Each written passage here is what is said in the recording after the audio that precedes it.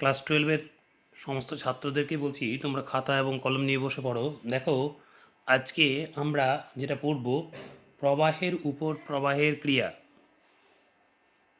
প্রবাহের ওপর প্রবাহের ক্রিয়া, অর্থাৎ action of current on current. Action of current on current.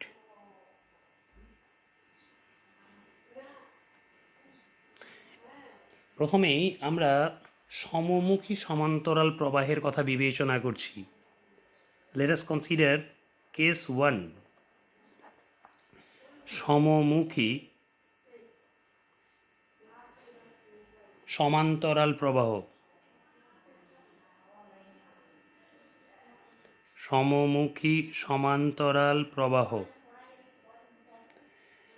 আমি মনে করছি যে অনুভূমিকভাবে রাখা দুটি সমান্তরাল ঋজু পরিবাহী এইভাবে I1 এবং I2 প্রবাহ বহন করছে। তাহলে এটি একটি তার, আর এর সঙ্গে সমান্তরালভাবে রাখা এটি একটি তার। এবার এই যে দুটি তার, এই তার দুটিকে মনে করছি PQ এবং RS। PQ এবং RS এই তার দুটি এইভাবে রাখা আছে সমান্তরালভাবে।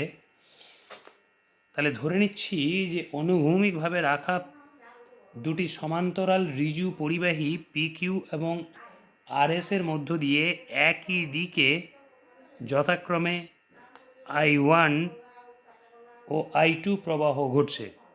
তাহলে PQ এর মধ্য দিয়ে I1 এবং RS এর মধ্য দিয়ে I2 তড়িৎ প্রবাহ ঘটছে।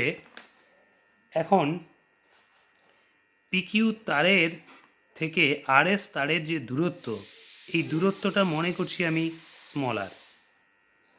তাহলে এখন দেখো, PQ তারে যে I1 প্রবাহ ঘটছে, PQ তারে I1 প্রবাহের দরুন RS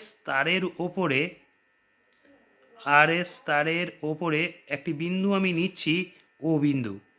এই ও বিন্দুতে যে চৌম্বক ক্ষেত্র পাওয়া যাবে, সেই চৌম্বক ক্ষেত্রটাকে আমি ধরে নিচ্ছি মানটা হচ্ছে B1। চৌম্বক ক্ষেত্র যেটা RS তারের উপরে এই পার্টিকুলার পয়েন্ট ওতে যে চৌম্বক ক্ষেত্র, সেই চৌম্বক ক্ষেত্র B1 এর মানটা, যেহেতু এটি একটি অসীম দৈর্ঘ্যের ঋজু তার, সুতরাং RS তারের ও বিন্দুতে যে চৌম্বক ক্ষেত্র তার মান আমি যদি মনে করি B1, তাহলে B1 ইজ ইকুয়ালস টু হবে μ0/4π ইন্টু 2I1/r। ঠিক আছে? এখন দেখো, এই যে B1, এই B1 চৌম্বক ক্ষেত্রটি একটি ভেক্টর রাশি, সুতরাং এর অভিমুখটা হবে I1 এবং আর যে তলে আছে, অর্থাৎ কাগজের যে তল, তার সঙ্গে লম্ব অভিমুখে, অর্থাৎ B1 এর অভিমুখ হবে I2 এর অভিলম্ব। এই যে I2 তড়িৎ প্রবাহ ঘটছে, এই I2 এর অভিলম্ব হবে B1 এর অভিমুখ। এখন দেখো, এই যে B1 চৌম্বক ক্ষেত্র, এই B1 চৌম্বক ক্ষেত্রে অবস্থিত তড়িৎবাহী যে RS তার, এই তড়িৎবাহী RS তারের একক দৈর্ঘ্যের উপরে প্রযুক্ত বল। B1 চৌম্বক ক্ষেত্রে অবস্থিত তড়িৎবাহী যে RS তার, এই RS তারের একক দৈর্ঘ্যের উপর প্রযুক্ত বল। RS তারের একক দৈর্ঘ্যের উপর প্রযুক্ত বল। RS তারের একক দৈর্ঘ্যের উপরে যে প্রযুক্ত বল, এই প্রযুক্ত বলটাকে আমি যদি বলি F1, তাহলে F1 ইজ ইকুয়ালস টু, আমরা জানি F is equals to BIL। তাহলে F ইজ ইকুয়ালস টু যদি BIL হয়, তাহলে F1 এর মানটা হবে B1 ইন্টু I2 ইন্টু 1। যেহেতু একক দৈর্ঘ্য কল্পনা করে নিয়েছি, RS তারের একক দৈর্ঘ্যের উপরে প্রযুক্ত বল বের করছি, তাহলে B1 ইন্টু I2 ইন্টু 1। এবার B1 এর মানটা বসাও, তাহলে এটা μ0/4π ইন্টু টুয়াইস I1 I2/r। এই যে ইকুয়েশনটি পাওয়া গেল, এটা ইকুয়েশন 1। ঠিক আছে। এবার দেখো, আমরা যদি ফ্লেমিংয়ের বামহস্ত নিয়ম প্রয়োগ করি, ফ্লেমিংয়ের বামহস্ত নিয়ম প্রয়োগ করলে দেখো এখানে তর্জনী যদি চৌম্বক ক্ষেত্রের অভিমুখ নির্দেশ করে, তর্জনী চৌম্বক ক্ষেত্রের অভিমুখ, হ্যাঁ, মানে I2 এর লম্ব অভিমুখে চৌম্বক ক্ষেত্র, আর এই যে মধ্যমা, এই মধ্যমা তড়িৎ প্রবাহের অভিমুখ যদি নির্দেশ করে, তাহলে বৃদ্ধাঙ্গুষ্ঠ পরিবাহীর উপর ক্রিয়াশীল বলের অভিমুখ নির্দেশ করবে। তাহলে F1 এর অভিমুখ হবে দেখো RS এর বাম দিকে। এইভাবে RS তারের বাম দিকে F1 বল ক্রিয়া করবে। এখন ফ্লেমিংয়ের বামহস্ত নিয়ম অনুযায়ী F1 কাগজের তলে, এই যে কাগজের তল, এই কাগজের তলে RS তারের বাম দিকে ক্রিয়াশীল। এবার দেখো RS তারের মধ্য দিয়ে যে I2 কারেন্ট যাচ্ছে, এই RS তারের মধ্য দিয়ে I2 প্রবাহের দরুন PQ তারের ওপরে আমি একটি বিন্দু কল্পনা করছি। PQ তারের ওপরে যে বিন্দুটি নিচ্ছি এটি ওডেস্ট। তাহলে PQ তারের ওডেস্ট বিন্দুতে যে চৌম্বক ক্ষেত্র, এই চৌম্বক ক্ষেত্রের যে মান, এই চৌম্বক ক্ষেত্রের মানটাকে আমি ধরে নিচ্ছি B2।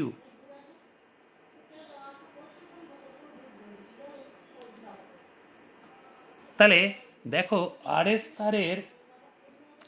তারের মধ্য দিয়ে I2 তড়িৎ প্রবাহের ফলে আমরা PQ তারের এই যে ওডেস্ট বিন্দুটা কল্পনা করেছি, এই ওডেস্ট বিন্দুতে যে চৌম্বক ক্ষেত্র, এই চৌম্বক ক্ষেত্রের যে মান পাবো B2, এই B2 এর মান আমরা লিখতে পারবো μ0/4π × 2I2/r। তার কারণ এখানে দেখো I2 তড়িৎ প্রবাহ বহনকারী RS তারটি অসীম দৈর্ঘ্যের ঋজুতার। তাহলে অসীম দৈর্ঘ্যের ঋজুতার হলে পরে চৌম্বক ক্ষেত্রের মানটা হবে μ0/4π × 2I2/r, যার অভিমুখ হবে I2 এবং আর যে তলে অবস্থিত তার সঙ্গে অভিলম্ব দিকে। এবার এই যে B2 চৌম্বক ক্ষেত্র, এই B2 চৌম্বক ক্ষেত্রের মধ্যে I1 তড়িৎবাহী তারটি রাখা আছে। সুতরাং B2 চৌম্বক ক্ষেত্রে অবস্থিত যে PQ তার, এই PQ তারের উপরে ক্রিয়াশীল যে একক দৈর্ঘ্যের বল, সেই একক দৈর্ঘ্যের বলটাকে যদি F2 বলি, তাহলে F2 এর মানটাকে আমরা লিখতে পারবো B2 × I1 × 1। এখন দেখো এই B2 এর মান যদি আমরা বসাই, তাহলে এটা লিখতে পারবো μ0/4π × 2 I1 I2/r। তাহলে দেখো এই যে F2 এর মান পেলাম, এই F2 এর মানটি আমরা সমীকরণ 2 দিয়ে চিহ্নিত করছি। এখন এখানে লক্ষ্য করো এই যে F1, এই F1 এর অভিমুখটা আমরা ফ্লেমিংয়ের বামহস্ত নিয়ম যদি প্রয়োগ করি, ফ্লেমিংয়ের বামহস্ত নিয়ম অনুযায়ী আমরা দেখাতে পারবো যে F2 এর যে অভিমুখ, এটাও কিন্তু এই PQ তারের ডান দিকে ক্রিয়া করবে।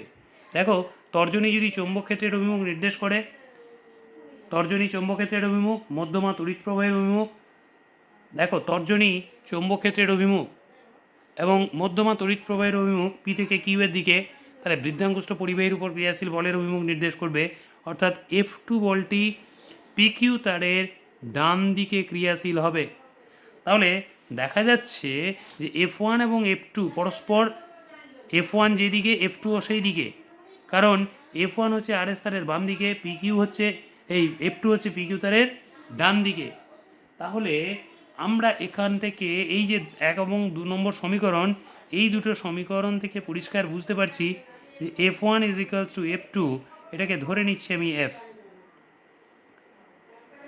তাহলে দেখো F1 = F2 = F। সুতরাং আমরা এখান থেকে পরিষ্কার বুঝতে পারছি যে দুটি সমান্তরাল তারে একই অভিমুখে তড়িৎ প্রবাহ ঘটলে উভয় তারের মধ্যে আকর্ষণ বল ক্রিয়া করে। তাহলে এখান থেকে আমরা পরিষ্কার বুঝতে পারছি যে PQ ও RS তারের মধ্যে আকর্ষণ বল ক্রিয়া করে, আকর্ষণ বল ক্রিয়া করে। তাহলে এখান থেকে পরিষ্কার আমরা বুঝতে পারছি যে দুটি সমান্তরাল তার, সেই দুটি সমান্তরাল তারে একই অভিমুখে তড়িৎ প্রবাহ ঘটলে উভয় তারের মধ্যে আকর্ষণ বল ক্রিয়া করে। এবার আমরা পরবর্তী কেস কনসিডার করব।